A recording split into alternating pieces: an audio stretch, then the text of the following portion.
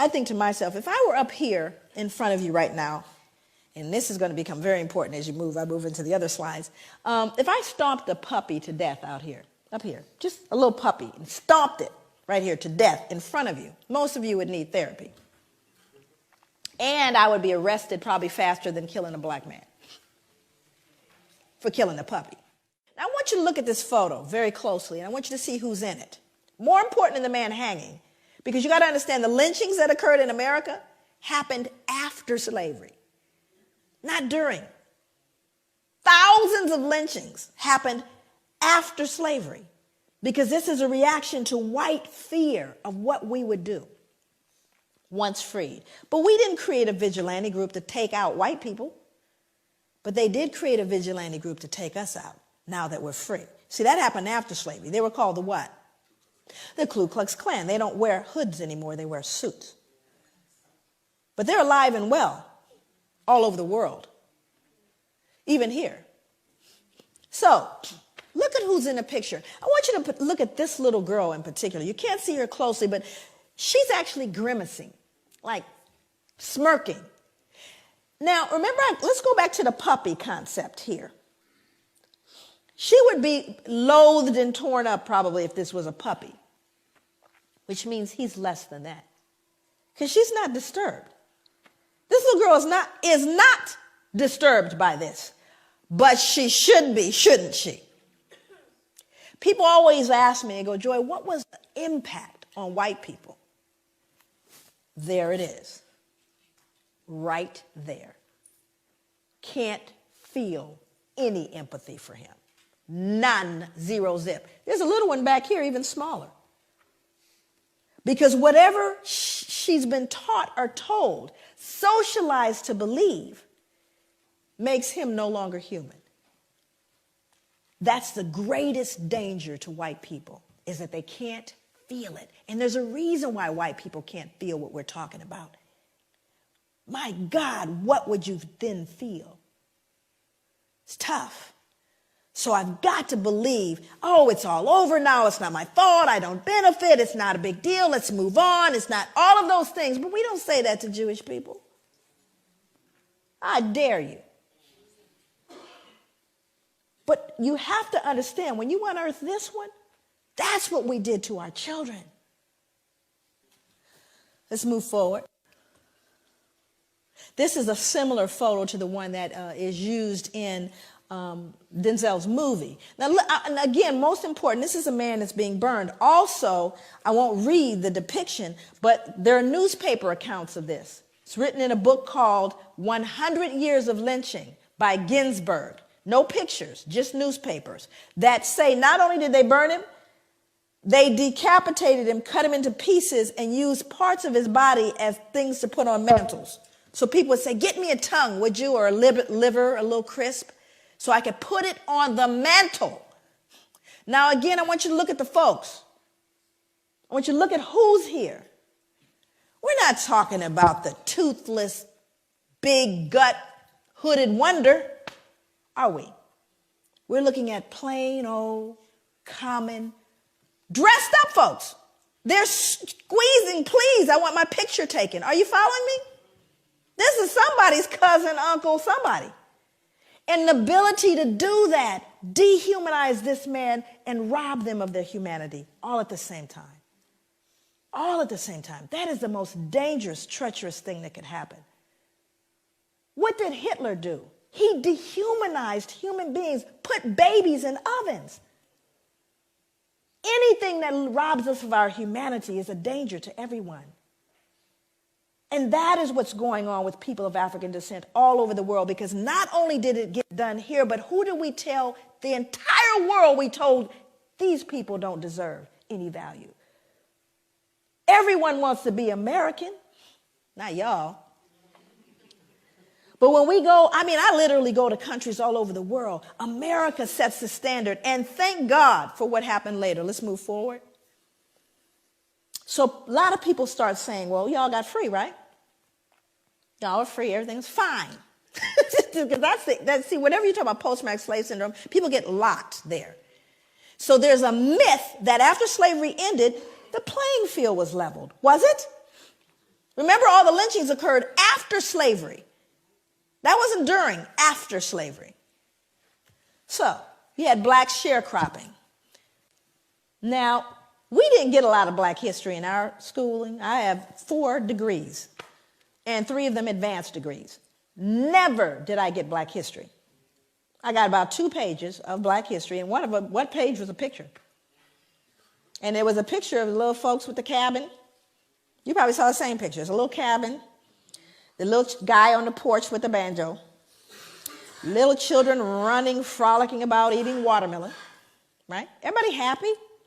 And we certainly need little Mary and little Johnny to believe that they were happy.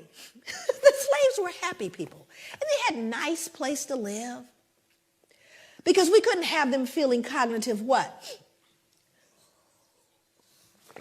Not little Mary. She can't start questioning what Grandpa did. So I want you to see this because those are leftover slave quarters. He's a sharecropper. So now let's go back and take a look at sharecropping.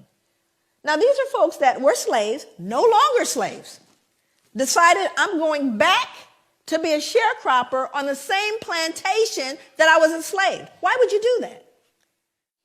You all heard about Katrina, yes? Yeah. See, I was there.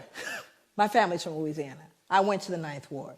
Sometimes you can't pay attention to what the news says. It's important to actually go eyeball what's going on, which was very interesting because it was one of the most horrific events I'd ever seen and probably will ever see in my life. Well, black folks were just simply treated differently. Did you notice that? Here's the good news about Katrina. Everybody noticed it. So all the rest of the world where we learned, send us your poor, your huddled masses yearning to breathe free, your democracy, your equality. They said, what happened with that Katrina thing? All that stuff y'all talked about. Well, let me read this. This is from Associated Press, taken straight from the newspaper. In the front, actually, the top part here is actually a woman, but they think it's a man. Anyway, it says, a young man walks through chest-deep floodwater after looting a grocery store in New Orleans on Tuesday, August 30th, 2005. Same body of water down here, 2 residents wade through chest-deep water after finding bread and soda from a local grocery store. Now, same event, same water. White people, black people. We've told you what you see now. That removes your what? Dissonance, because these people can't be perceived as looting. They're white people. White people don't loot. Now, the truth of the matter is, I don't care what any of them are doing. It doesn't matter, but I'm going to still the social conscience by letting you know, don't forget, this is a looter. Matter of fact, what you last heard was that they were looters and rapists. Did you not? So don't they deserve it? That wasn't back in, slavery though, was it? Now we're going to kind of move into operationalizing that to look at what is it, how do we begin to connect that behavior, that history to what we're dealing with and what you're dealing with right now and what we're seeing. And very often people say, well, is everything post-traumatic slave syndrome? Obviously that would, trivialize all the work. We cannot lay squarely on the shoulders of post-traumatic all the problems that we see, nor can we place all the problems squarely on the shoulders of white people or any of the above. So hopefully we won't digress into anything that is that foolish in terms of a discussion. Because, that's another thing that happens in terms of trying to deal with the pushback around this. Then we move into extremes, and it tends to dilute the realities that are going on. So hopefully we're way beyond all that. Well, now she's saying everything is post-traumatic. No, I'm not. And most of my work, my background is really in the field, doing work in the community and grassroots. That's where my training was in terms of my clinical work. And just, the fact that I've always been, this work started on the ground. It didn't start here. Matter of fact, I got the attention of places like Oxford and Harvard and, the Ivy League and major institutions, even the FBI, but those were things that happened after I started doing the work on the grassroots level. And so for me, my commitment is to healing. So this is not an exercise in some kind of broad intellectual esoteric. It's really about how do we then take this information and help a person extricate themselves from behavior that they've learned and or been socialized to believe, black and white, and everyone in the middle that has been affected by this. What do we do? So this is kind of looking at the contemporary kind of reflection of the trauma, which is white supremacy and terrorism. That continues. We see that on a daily basis in the United States as well as here. This book is called Breaking Rank by Norm Stamper. Norm Stamper is a 34-year police veteran. He was the chief of police for the cities of San Diego and Seattle. This is a white man, wrote this book called Breaking Rank, and he really did. So all I can tell you is he broke rank. I've been trying to meet Norm. Norm travels quite a bit, and he gets a considerable amount of death threats because of what he's done. But he talked about, and this is contemporary, and remember, that's what we're looking at. How does it reflect itself today?